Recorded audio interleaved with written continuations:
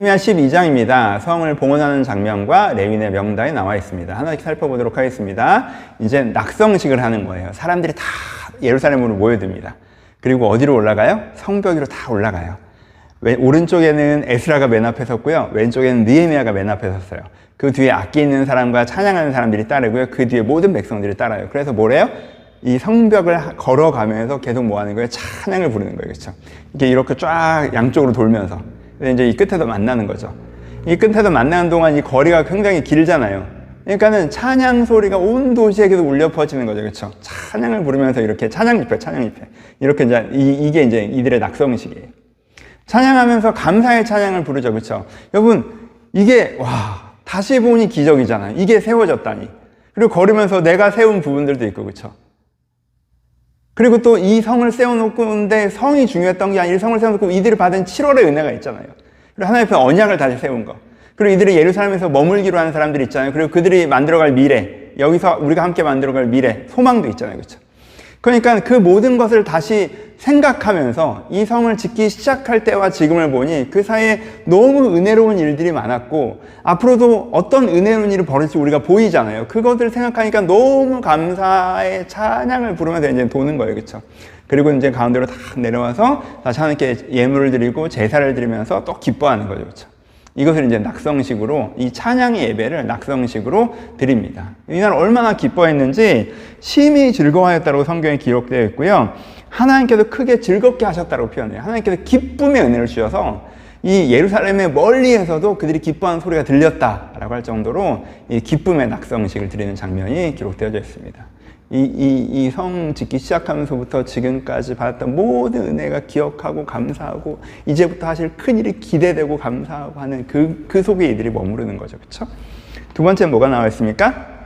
레위인들의 명단이 나와 있죠. 그리고 뒤에는 맨 앞부분에 사실은 구절 보면 앞에 레위인의 명단이 나와 있고 뒤에 이 레위인들을 위해서 이들이 이제 헌물을 준비한 아예 창고를 준비해서 그 창고에 꼭 우리가 11조와 예물을 드릴 것이고 그것으로 레위인들이 살아갈 수 있도록 이제는 그 체계를 완성하는 장면이 나와 있죠. 이것이 뭐예요?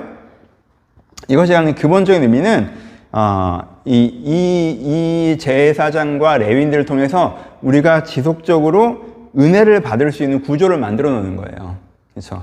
여러분, 이게 진짜 아름다웠던 시대잖아요. 이때 레위인들과 제사장들 수준이 이게 에스라의 능력이기도 하겠죠. 에스라에게 배운 이 제사장들과 레위인들 한 사람 한 사람들이 너무 은혜롭고 말씀에 깊이가 있고 이들이 말씀으로 이 성도 유대인들을 가르쳐서 그들이 은혜 받고 중심으로 가는 거잖아요. 그래서 본문에 어떻게 표현되냐면요. 이는 유다 사람들이 제사장과 레위 사람들이 인하여 즐거워하였음을 인함이다라고 표현되어 있어요. 그러니까는 받은 은혜가 너무나 큰 거죠. 그렇죠? 그래서 레위인의 명단을 확정하는 것은 이 사람들이 레위인이야. 이 사람들의 후손들이 레위인으로서 말씀을 우리가 가르칠 거야. 그러기 위해서 우리가 이런 헌물을 항상 준비할 거야. 라는 시스템을 만드는 거죠. 이게 왜 중요한지 아시죠? 우리가 전에도 얘기했지만 사사기라는 암흑기, 여호수아 시대의 위대함 이후에 사사기라는 암흑기가 시작됐던 첫 번째 이유가 뭐예요? 사람들이 그 헌물을 제대로 내지 않아서 레위인들이 자기 생계에 던져지고, 그러니까 말씀을 제대로 가르칠 사람이 사라지고, 그러면서 이제 이 어두운 시대가 시작된 게 있거든요. 그래서 우리가 지금까지 레위인들을 통해서 은혜 받은 것처럼 앞으로도 이들을 통해서 은혜 받을 거야 라는 결단과 함께 구조를 만들어 놓는 것이 명단을 확정하는 것이고 또 헌물의 구조를 만들어 놓는 것입니다. 그리고 또 하나는 이게 진짜 영광스러운 명단이기도 하죠. 정말 이 사람들이 말씀을 온전히 가르침을 할 만한 위대한 역사가 일어난 거잖아요. 그러니까 정말 이분들이 우리 가운데 많은 은혜를 주셨어 라는 아름다운 은혜의 명단이기도 합니다. 적용해 봅시다. 첫 번째는 이 사명의 즐거움. 이게 이제 느헤미야 끝나는데 이 느헤미야서 전체를 이제 사명의 즐거움이라는 것으로 마음에 한번 담아 보셨으면 좋겠어요. 정말 이들이 하나님 앞에 부르시는 사명, 대단한 게 아니었어요. 공사하는 거였단 말이에요. 내가 좋아하는, 내게 주신 은사와 재능으로 내가 즐거워하는 일을 하자. 내가 이 세상을 좀 빛나게, 대단한 일, 이게 아니었어요. 그냥 공사하는 거였단 말이에요. 그렇죠? 근데 그 사명에 부르시면 이들이 헌신했는데 일이 쉬워지기는커녕 더 어려워졌잖아요. 그렇죠? 목숨 걸 일이 생기고, 이거 칼을 차고, 이거 하고, 그 와중에 또 니네가 그래도 개인의 삶을 위해서 유다의 종을 해방해야 되고 그 과정을 좀 어떤 면에서는 끝도 없다는 생각이 들 수 있는 그 사명의 과정을 하나님을 신뢰하고 주신 은혜를 붙잡고 감당해 나갔는데 그랬더니 진짜 기적같이 성이 세워지고, 이 성이 세워지면서 뭐가 이루어지게 돼요? 그러니까 엄청난 은혜의 선물을 주셔서 말씀을 깊이 깨닫고, 이들이 그 7월의 은혜를 받고, 정말, 이 기쁨의 이 시간들을 보내고, 그쵸? 그리고 나서는 어떻게 해요? 미래에 대한 소망이 보이고, 이제 성이 세워졌으니까 삶도 더 나은 삶으로 나아갈 거고, 이 흐름을 보셨으면 좋겠어요. 이 사명의 은혜를 보셨으면 좋겠어요.